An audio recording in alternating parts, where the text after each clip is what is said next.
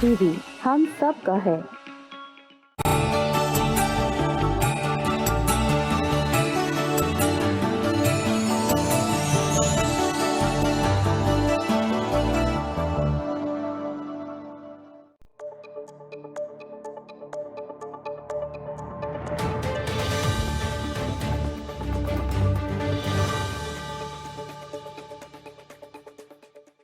अस्सलाम वालेकुम ख़ातिन हज़रात, मैं हूं इसरार अहमद कसाना।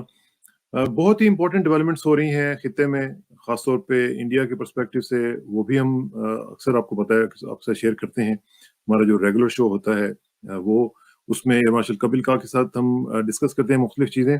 इस दफ़ा थोड़ी सी इंटरनेशनल जो कॉन्वर्सेशंस हैं, वो एक दो इवेंट्स हुए हैं पिछले हफ्ते, वो बहुत ही इंपॉर्टेंट हुए। एक तो ये है कि G7 समिट थी, आपको मालूम है वहाँ पे प्रेसिडेंट बाइडन भी गए हुए थे फर्स्ट टूर के ऊपर, फर्स्ट प्रेसिडेंशियल ट्रिप के ऊपर। और उसमें नेटो की भी वहाँ पे कॉन्फ्रेंस हुई। फिर जो बहुत ही बड़ी एक इम्पोर्टेंट मीटिंग हुई वो थी प्यूटन और बाइडेन की। इसका ज़रा तज़िया करेंगे और साथ-साथ ज़ाहिर है कि एक एवर इम्पोर्टेंट इश्यू जो हमारे लिए दोनों के लिए बहुत इम्पोर्टेंट है, इंडिया और पाकिस्तान के लिए, वो अफ़गानिस्तान है। अफ़गानिस्तान में क्या हो रहा है, इंडिया उसको किस तरह देख रहा है, जो भी चीज़ें हो रही हैं वहाँ पे। और फिर ज़ाहिर है कि पाकिस्तान का पॉइंट ऑफ व्यू उसमें कैसे देखा जाएगा, तालिबान वहाँ पे क्या कर रहे हैं, उनके एडवांसेस जो हैं वो कैसे आगे बढ़ रहे हैं। हम रोज़ाना खबरें देख रहे हैं कि वहाँ पे अभी भी वायलेंस बहुत शदीद तरीके से चल रही है। इसकी पूरी की पूरी जो कॉन्टेक्स्ट है उसका तजिया करने के लिए हमारे साथ मौजूद हैं जनाब एयर मार्शल कपिल काक साहब। उनसे बात करेंगे। एयर मार्शल साहब, गुड मॉर्निंग सर। मॉर्निंग हजूर, आपके नाजरीन को भी आदाब। Thank you sir, thank you for joining us. हम लोग आपको मिस कर रहे थे और सोच रहे थे कि एयर मार्शल साहब की जो इनपुट है वो अभी तक आई नहीं है, लेकिन हियर कम्स एयर मार्शल साहब माशाल्लाह। तो एयर मार्शल साहब, सबसे पहले जरा शुरू कर लेते हैं कि जो यूरोप का ट्रिप किया है प्रेसिडेंट बाइडेन ने, और जिसमें G7 का भी एक बहुत बड़ा मुद्दा था, और उसकी क्या इंपॉर्टेंस है, और फिर हम जरा बाइडेन और प्यूटन पे भी चले जाएंगे। उसके पास जरा पहले जरा बता दें कि G7 की इंपॉर्टेंस के हवाले से और क्या हुआ उसमें। देखिए, पहली बात जो G7 का मजमुआ है, हम देख रहे हैं बड़ी अनोखी, तारीखी, बड़ी दिलचस्पी दिखाई जा रही है इस वक्त, क्योंकि एक तो नुमाइशी हो रही है, एग्जिबिट किया जाता है कि मगरबी ममालिक जो हैं वो इतिहाद रख रहे हैं, यूनिटी है उनकी। और वो तब जबकि अमेरिका के रूस और चीन के साथ बहरान भरे हुए एक रिश्ते हैं दोनों के साथ, क्राइसिस रिडन रिलेशनशिप। तो मैं पहले कहना चाहता हूं कि जो मजमुआ G7 का है, ये अभी तक पिछले 4 साल तो ये एक गैर मुतालिका था, इर्रेलेवेंट था, क्योंकि ट्रंप में कोई दिलचस्पी नहीं थी यूरोप के साथ या G7 के साथ। उन्होंने कहा था कि America will make America great again, and Biden साहब अब कह रहे हैं कि अमेरिका इज बैक। मतलब मल्टीकल्चरल जो डिप्लोमेसी है वो सारे आलम में बरकरार रहेगी। और अब इस वक्त मुद्दा जो उठाया गया है बड़ा दिलचस्प मुद्दा है, वो 2 दिहाइयों का मुद्दा है। कॉन्सेप्ट जो है वो है कि एक तरफ जो जमहूरियत के ममालिक हैं और दूसरी तरफ जो हैं ताकुम पसंद जो अथॉरिटेरियन रेजीम्स हैं, उसका तो इशारा तो बिल्कुल रूस और चीन की तरफ दिया जा रहा है। मगर ये मतलब इसको एक तरीके से डिटेल में नहीं दिखाया जा रहा है इस समिट से। क्यों, आपके नाजरीन सवाल पूछेंगे क्यों नहीं? क्योंकि ये देखिए, आज का जो कौमी ताकत है ग्लोबल आलमी ऑर्डर में, वो बड़ा डिफ्यूज्ड है। ये सर्द जंग की बात नहीं है, ये सर्द जंग से बहुत आगे बढ़ा है। ये तो पहली बात है। दूसरी, अगर आप वेस्टर्न डेमोक्रेसीज को मगरबी जमहूरियत के ममालिक जो हैं और उसको आप पॉइज कर रहे हैं, पॉजिट कर रहे हैं कि जो ताकुम पसंद अथॉरिटेरियन रेजिम जैसे चीन और रूस है, असलियत जो है तो हमने खुद ही देखी है यहाँ पे कि पहली इटली BRI में मौजूद है। इन्होंने कहा है कि B3W मतलब बिल्ड बैक बेटर वर्ल्ड एक तरीके से BRI का काउंटर है। मगर इटली बीआरआई में मौजूद है। फ्रांस के सदर मैक्रोन ने कहा है चीन फ्रांस से बहुत दूर है, चीन हमारे लिए खतरा नहीं है। नेटो की समिट कहती नहीं, नेटो की कॉन्फ्रेंस कहती है ये तो हमारी एक निज़ामी खतरा है चीन हमारे लिए। तो मतलब इस ग्रुपिंग की कॉन्ट्रडिक्शंस बहुत ज़्यादा हैं। इस वक्त तो सारे आलम में बहुत सरगर्मियां हैं, G7 पर आप और हम आपके नाजरीन जो है इनको इसको एनालाइज करना है। पहली बात है G7 है क्या? अगर आप मवाइश की ताकत देखें तो इसमें इटली और कनाडा तो इसमें किरदार कोई है नहीं, क्योंकि इटली और कनाडा से आगे जो है मवाइश में वो तो चीन और हिंदुस्तान है। चीन और इंडिया क्यों नहीं है G7 में? असली G7 में तो वो दो होने चाहिए, वो दोनों होने चाहिए, बिल्कुल ठीक। बात है कि G7 की जो कुछ भी बातचीत गुफ्तगू होती है, समिट्स होती हैं, उनमें कोई ताकत नहीं है अगर आपके आलमी फाइनेंशियल एंड ग्लोबल इंस्टीट्यूशन हैं वो अगर आप देखें वो G20 में मौजूद हैं। उन इंस्टीट्यूशंस को बदलाया जा सकता है G20 में और G7 में नहीं हो सकता है। तो ये लिमिटेशन है इसकी। दूसरा जो इन्होंने एक तरीके से चीन को वो एक हाथी था कमरे में, एलिफेंट इन द रूम, चीन को टारगेट किया गया और चीन ने कहा भी ये कि ये जो मजमुआ है ये छोटा सा मजमुआ, हमें क्या है इससे। तो ये भी मतलब वो भी बैठे नहीं हैं, वो भी काउंटर में लगे हुए हैं। चौथी बात तो है कि एक जोड़ लाया जा रहा है यूरोप का और एशिया पैसिफिक का, जिसमें इंडो पैसिफिक की बात करते हैं। तो मतलब एक बाइडेन एडमिनिस्ट्रेशन एक तरीके से यूरोप का फायदा और इंडो पैसिफिक का फायदा लेके दोनों ममालिक रूस और चीन को एक तरीके से स्ट्रेटेजिकली काउंटर कर रहे हैं इन ममालिक के की मदद से। मगर ममालिक भी बिल्कुल वो मतलब गुफ्तगू में तो हैं, मगर when you walk the talk उनके ख्यालात अलग हो सकते हैं। ये लिमिटेशन जानने की बहुत ज़रूरत है। हमने देखा कि 4 तबसरे चीन के खिलाफ लगाए। पहला कि उनका जो इंसानी हकूक़ का रिकॉर्ड है जिनजियांग में हो या जो डेमोक्रेटिक फ्रीडम्स हैं, जमहूरियत की आज़ादियाँ हैं हांगकांग में काफ़ी कम हैं। नॉन मार्केट जो उनकी तदबीरें हैं, पॉलिसीज़, प्रैक्टिसेस हैं, बिल्कुल गलत हैं। और तीसरा कि चीन को जो समंदर उनके इर्द गिर्द है जो कुछ भी कार्रवाइयाँ करते हैं बिल्कुल गलत है। और सबसे बड़ी बात जो उन्होंने कही है कि डिमांड करी है कि एक तरीके से तफ्तीश तरीके से, शफाफ तरीके से तफ्तीश होनी चाहिए, मतलब इन्वेस्टिगेशन होनी चाहिए कि ये जो कोविड-19 की जो शुरुआत हुई है वो कहाँ से हुई है, क्यों हुई है, कहीं लीक तो नहीं है। कोई नहीं कह रहा है कि चीन ने ये डिलिबरेटली लीक किया है, ये लॉजिकल वॉर है, बिल्कुल गलत है। मगर हो सकता है एक्सीडेंट हुआ है, इस पे सारे ममालिक मिल गए हैं कि चीन के लिए इन्वेस्टिगेट होना चाहिए, फेज 2 इन्वेस्टिगेशन होके। पैंडेमिक के बारे में जो सबसे बड़ा एक डोमिनेंट इशू था पैंडेमिक का, मतलब महामारी का, तो उस पर कोई शक नहीं था। It was like the major issue at the summit. मगर उसमें भी लिमिटेशन है, वॉक द टॉक है वो मिसिंग है। टॉक तो बहुत हुआ है मगर वॉक में बहुत कमजोरियां हैं। आपको बताना चाहता हूँ, पहले कहते हैं कमिटमेंट की डेमोक्रेसी चाहिए, फिर जब वैक्सीन की बात की WHO ने कहा है कि 11 अरब डोजेज चाहिए वैक्सीन के। बाकी कुछ असेसमेंट्स हैं 11 से 15 अरब डोजेज के लिए ज़रूरत है। और उन्होंने टॉक तो किया मगर वॉक क्या किया है, कहते हैं हम $2 अरब डोजेज देंगे। उससे काम कैसे होगा? उधर से बातें करने के लिए यूरोपियन कम्युनिटी के प्रेसिडेंट कहते हैं कि ये पैंडेमिक कभी होना चाहिए नहीं।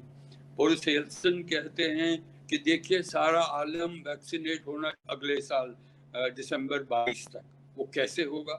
क्या $2 बिलियन डोज से आप सारे आलम को कैसे करेंगे? और जब कहते ट्रिप्स वेवर चाहिए, क्योंकि जो इंग्रेडिएंट्स हैं इन वैक्सीन के लिए वो वेवर प्रॉमिस तो हो कुछ नहीं रहा है, वक्त गुजर जा रहा है।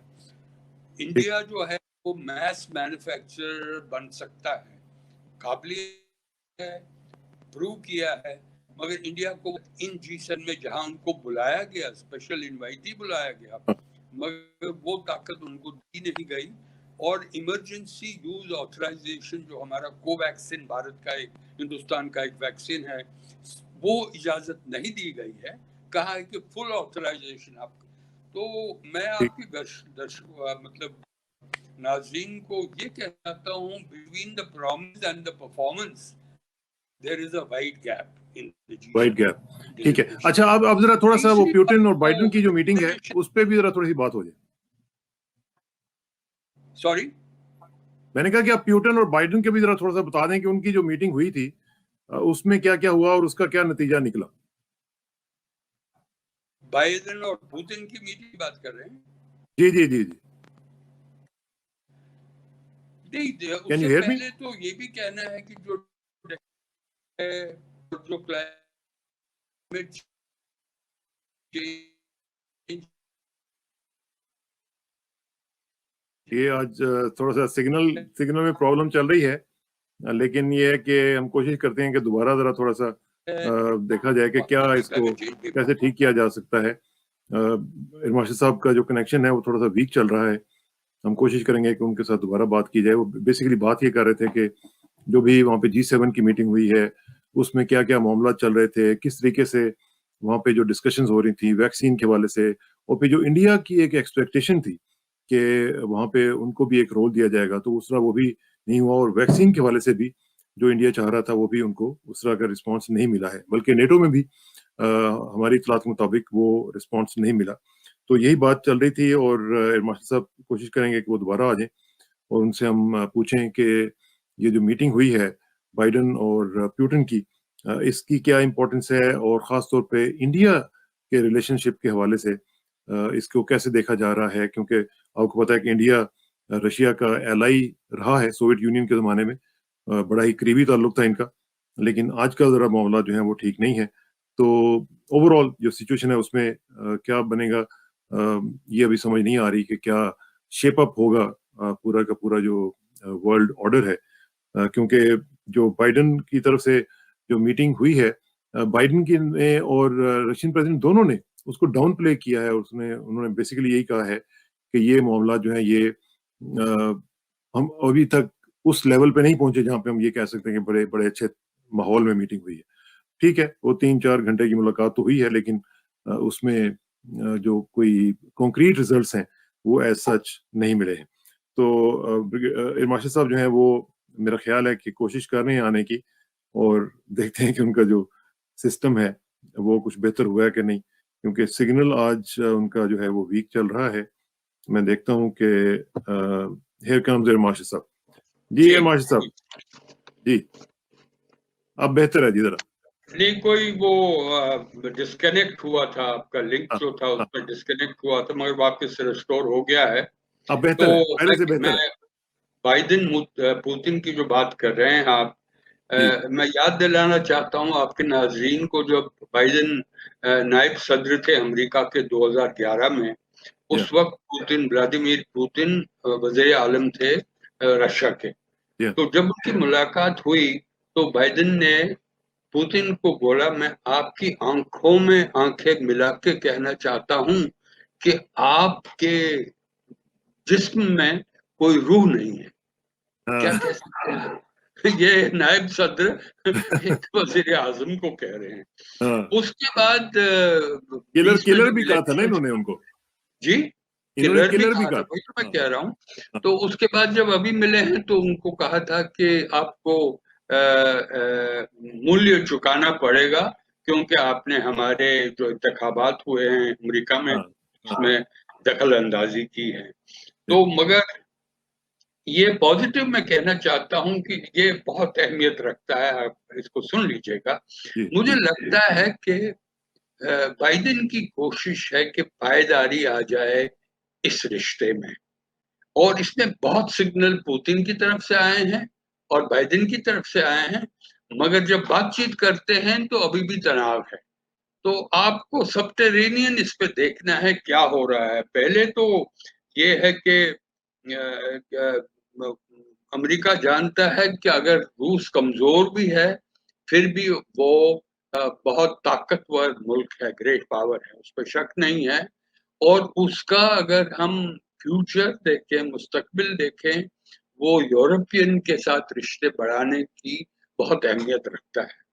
तीसरा, वो अमेरिका कोशिश कर रहा है कि रूस को चीन के जो उनके साथ इस वक्त बहुत करीब रिश्ते हैं उनमें थोड़ी दरार पैदा किया जाए।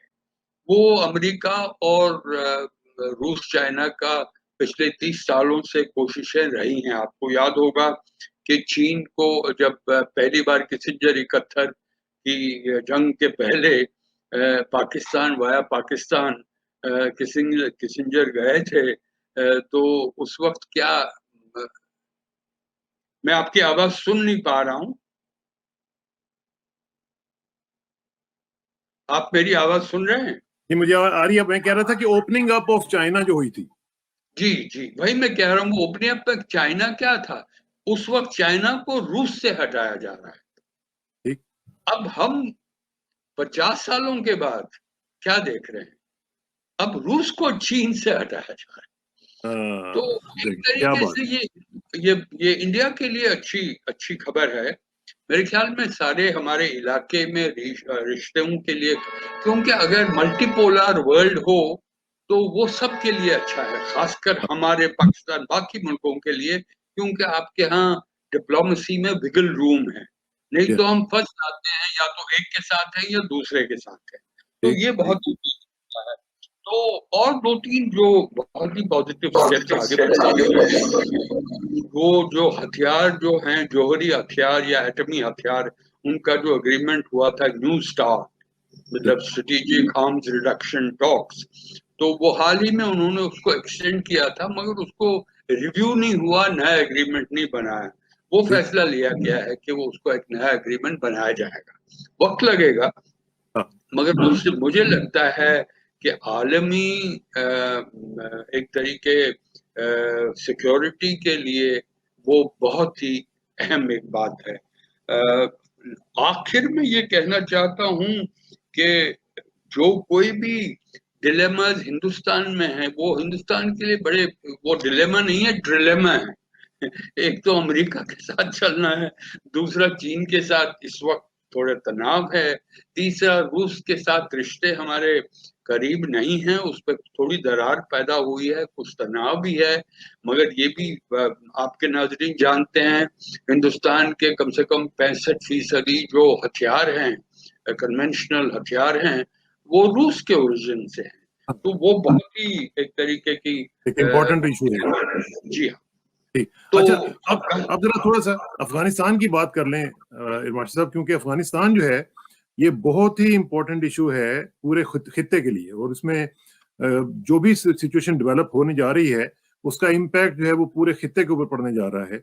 जिस तरह की हम देख रहे हैं कि यूएस विड्रॉल जो है वो हो रही है, उन्होंने पहले कहा सितंबर में, अब वो कह रहे हैं कि जुलाई तक हम कोशिश करेंगे इसको वाइंड अप कर लें। लेकिन हम देख रहे हैं कि वायलेंस जो है वो उसी तरह बढ़ रही है एज वी स्पीक। आज भी हमने देखा कि बहुत सारे लोग जो हैं उनकी जाने गई हैं, और बहुत सारे जो डिस्ट्रिक्ट्स हैं उनमें तालिबान की जो एडवांस है वो चल रहा है। आप हिंदुस्तान में बैठे हुए इसको किस तरह देख रहे हैं? नहीं, मैं एक तो हिंदुस्तान के नजरिए से एक बात है, मैं हर मुद्दा जो आलमी मुद्दा है या इलाकाई मुद्दा है, मैं उसको सब मुल्कों की नजरिए से देखता हूँ।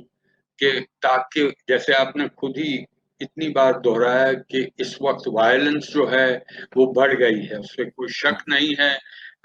इस वक्त मुझे लगता है अफगानिस्तान इतनी खतरनाक सूरत हाल में नहीं था आज तक, इतने सालों में।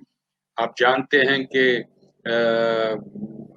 हाल ही में, मेरे ख्याल में कल ही अशरफ गानी ने वजीर दाखिला को बदला दिया है, वजीर जो दिफा है उनको बदलाया है, जो उनके आर्मी चीफ है उनको एक ही बार तीनों को।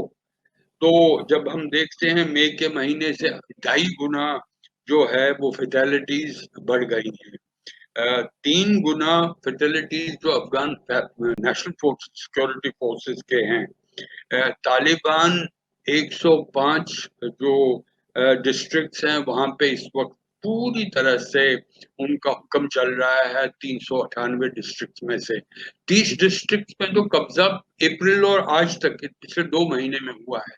तो मतलब जो कुछ हो रहा है वो एक मिड 90s का एक तरीका फिर से दोहराया जा रहा है कि छोटे छोटी सिटीज को एनसर्कल किया जाता है ताकि अफगानिस्तान, पूरे अफगानिस्तान को, मगर अफगानिस्तान में सिविल वॉर होने वाला नहीं है।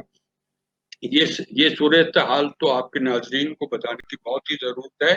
जो जमीनी सूरत हाल है वो तालिबान के फेवर में जा रही है, उस पर कोई शक नहीं है।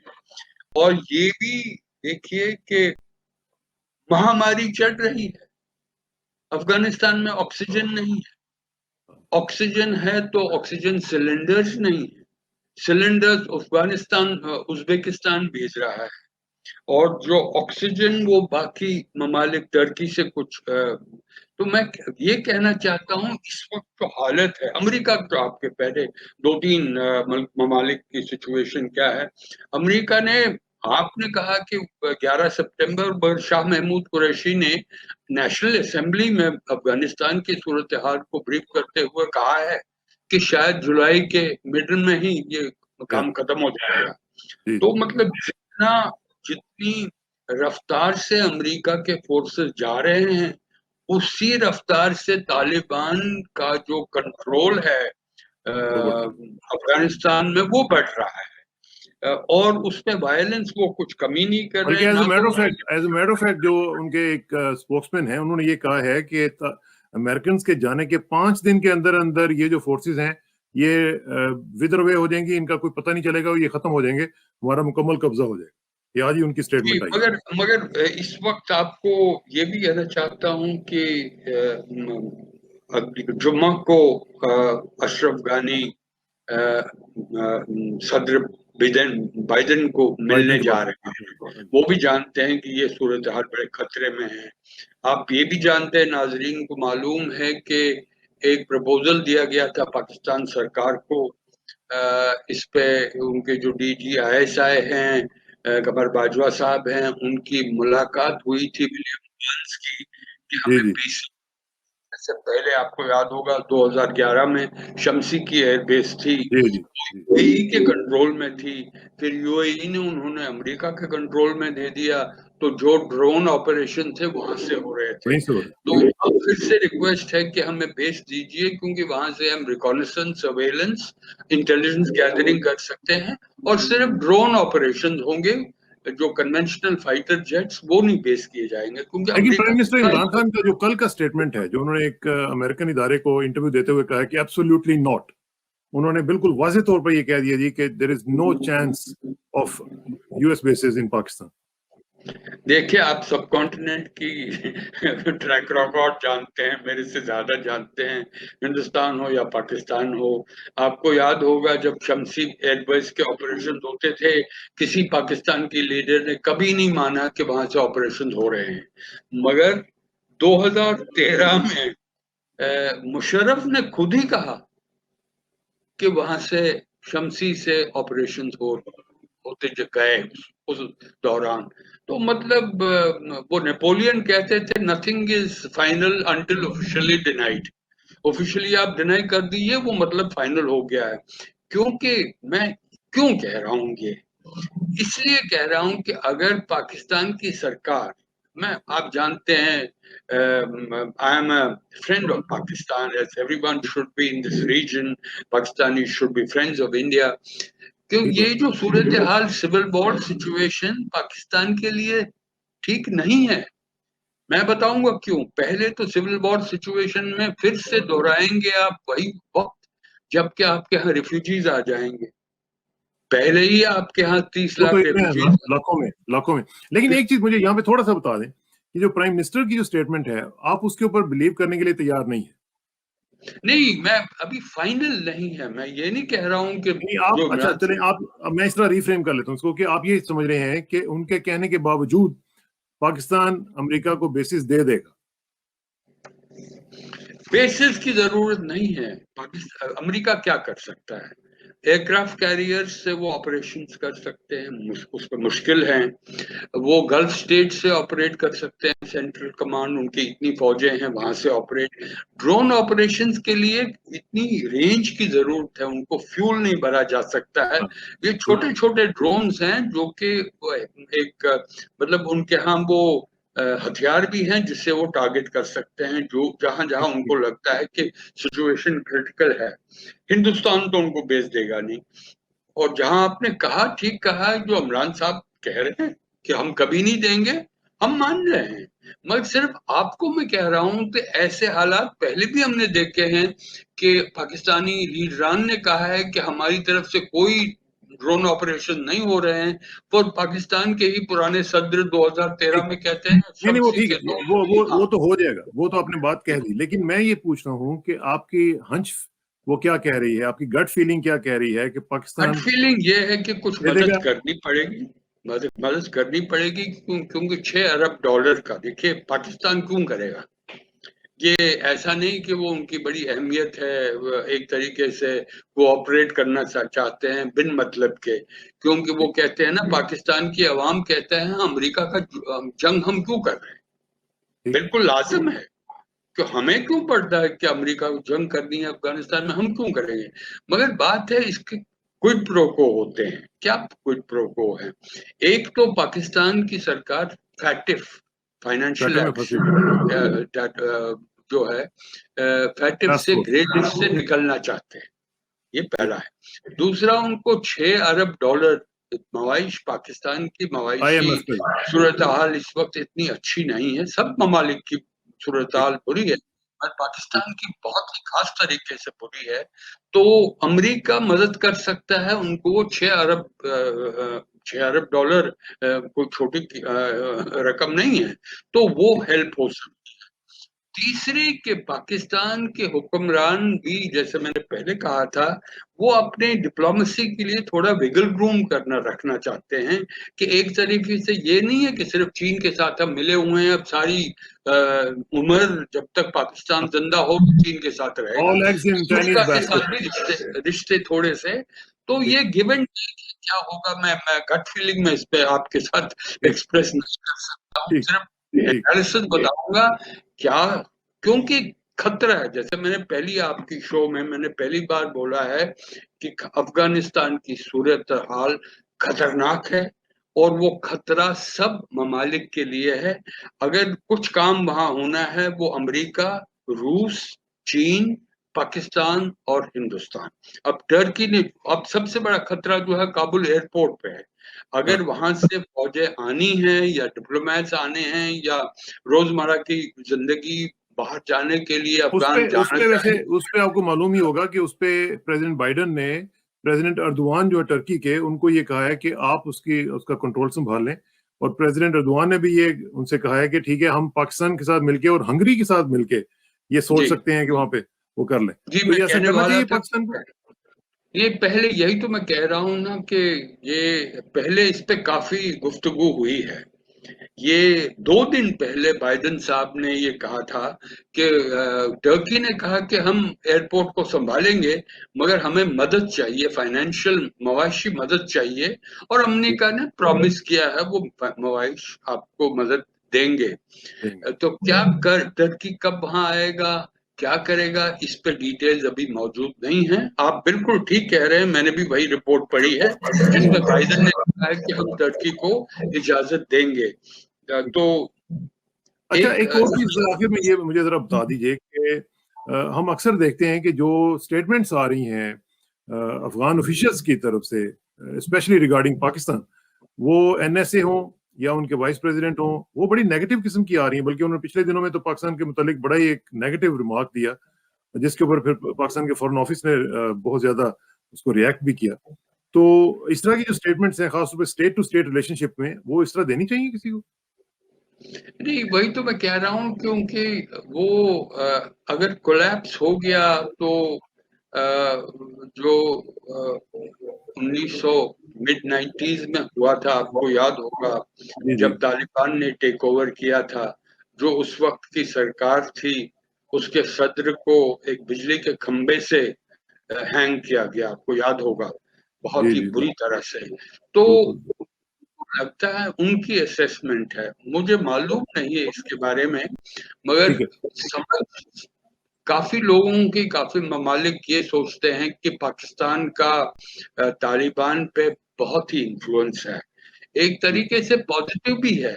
मैं पॉजिटिविटी बताना चाहता हूँ, क्योंकि पाकिस्तान ने ही तालिबान और अमेरिका के जो बातचीत गुफ्तगू का प्रोसेस हुआ उसको फैसिलिटेट किया, इसमें कोई शक नहीं है। दूसरा, वही गवर्नमेंट, अफगान गवर्नमेंट के रिप्रेजेंटेटिव्स और तालिबान गवर्नमेंट के रिप्रेजेंटेटिव्स, मतलब बैक चैनल्स में उनकी बातचीत करवाई है, वो भी पाकिस्तान ने की है। तो अभी हाल ही में, हालांकि उस पर खबर आई नहीं है, जो कतर में दोहा में फिर से अफगान नेगोशिएटर्स और तालिबान की बातचीत हुई है, उसपे भी पाकिस्तान का हाथ था। तो इस पे कोई शक नहीं, ये बड़ी पॉजिटिव डेवलपमेंट्स हैं। अच्छा, मगर आखिर में एक आखिर में एक छोटा सा क्वेश्चन बिफोर वी लीव, वो ये है कि आपने बताया कि प्रेसिडेंट अशरफ गनी जो है वो जा रहे हैं प्रेसिडेंट बाइडेन को मिलने के लिए, वापस आएंगे वो? आ, ये तो ये बहुत ही दिलचस्प सवाल है। नहीं नहीं, वो वापिस आएंगे। हम बात तो कर रहे हैं सिविल वॉर सिचुएशन, मगर अमेरिका अभी अभी मैं इसलिए पूछ रहा हूँ, मैं इसलिए पूछ रहा हूँ कि अभी आपने मुझे डराया ना कि वो खंबे के साथ लटका दिया था उन्होंने, जी, तो मुझे उससे फिर ख्याल आया कि ये कहीं गड़बड़ तो नहीं होने वाली है। नहीं नहीं, वो अगर आप तो अफगानिस्तान को ठीक बहुत करीबी तौर से जानते हैं, क्योंकि ये मत भूलिए कि अशरफ गानी पश्तून हाँ। है। तो अब्दुल्ला अब्दुल्ला को साथ क्यों नहीं ले गए? हम्म। अगर साथ लेते तो क्या वो दोनों वापस आ जाते? तो नहीं नहीं, मैं उस स्पेकुलेशन में नहीं जाऊंगा। बातचीत होगी, क्योंकि खतरनाक सूरत हाल है, तरीके ढूंढे जाएंगे कि कहीं ऐसा ना हो कि सिविल वॉर सिचुएशन आए, अफगानिस्तान का मेल्ट डाउन हो और अफगानिस्तान उसी हालत में हो जबकि 1996 में हुआ था, तालिबान आया था, आप जानते हैं। पढ़ाई का क्या दौर रहा, खवातीन का क्या, आप देखिए आजकल के जमाने में, आप खवातीन को, हिंदुस्तान में खवातीन का पावर इतना है, वो नताशा नरवाल हो, आयशा सुल्ताना हो लक्षद्वीप में, आजकल की जो एंटी गवर्नमेंट और pro democracy, pro civil liberties movements हैं, वो खवातीन लीड कर रहे हैं, आप और हम नहीं कर रहे हैं। वो उनको क्या होगा? हालांकि तालिबान के रिप्रेजेंटेटिव ने कहा, खवातीन के लिए उनका सवाल उठाया गया था, उन्होंने कहा कि हम उनके लिए एजुकेशन प्रोवाइड करेंगे और वर्क हम ढूंढेंगे। मतलब ये नहीं कहा कि जो प्रोग्रेस खवातीन ने इतने 20 साल में की है वो बरकरार रहेगी। तो मतलब ठीक तरह से ना तो उनका पीस प्लान आ रहा है, सिर्फ ये है कि वायलेंस बढ़ाते जा रहे हैं, काबू में ला रहे हैं जितना अफगानिस्तान उनके काबू में आए। इसके लिए हिंदुस्तान के लिए भी एक तरीके से, हिंदुस्तान में भी आ गया है, देरी से आया है मगर नेगोशिएशन में आया है, बातचीत कर रहा है तालिबान के साथ, मुल्ला साहब के साथ और स्टैनिस गाय। तो गुट वैसे हैं जो नेशनलिस्ट हैं, जो हकानी नेटवर्क है, उनसे बातचीत नहीं हो रही है। आप जानते हैं उसकी वजह भी क्या है। मतलब मैं देख रहा हूं कि अभी एनएसए, ये आखिर में 20 सेकंड लूंगा, अब हमारे और एससीओ के जो एनएसएज हैं उनकी मीटिंग हो रही है अगले 3 दिनों में दुशांबे में। तो उस दुशांबे मीटिंग में मुझे कोई शक नहीं है, अगर वो या तो चुप चुप के मिलेंगे या तो पुल असाइड होगा मोहित यूसुफ और अजीत डोवल का, और उस पर मसला कश्मीर का जुड़ा होगा कि कश्मीर का सीज फायर है। कश्मीर के लिए जो आपने पहले ही सवाल उठाया था कि कश्मीर में जो 24 जून को मीटिंग नरेंद्र मोदी साहब ने बुलाई है, और 14 लीडरान जो कश्मीर के हैं वो मीटिंग में शिरकत करेंगे। और इधर अफगानिस्तान में सूरत हाल इतनी खतरनाक है, तो उसको कैसे हम एक तरीके से डी एस्केलेट करें, क्या करना चाहिए पाकिस्तान और हिंदुस्तान को। और अशरफ गानी भी बाइडेन से बात की है, चाइना और इंडिया बातचीत जारी है। तो मुझे लगता है खतरनाक हालात तो हैं, मुझे लगता है कि it can be brought back from the tipping point अगर सबकी कोशिशें जारी रहें। इंशाल्लाह। बहुत बहुत शुक्रिया इरमाशी साहब, इंशाल्लाह आपसे रब्ता रहेगा। सी यू नेक्स्ट वीक। और बाय देन हम लोग इंशाल्लाह वो जो कश्मीर के मामले में भी मीटिंग होने वाली है उसको भी डिस्कस करेंगे और आपकी पूरी इंसाइटफुल एनालिसिस जो है वो शेयर करेंगे लोगों के साथ। बहुत बहुत शुक्रिया जी, थैंक यू वेरी मच। बहुत बहुत शुक्रिया हुजूर, शुक्रिया।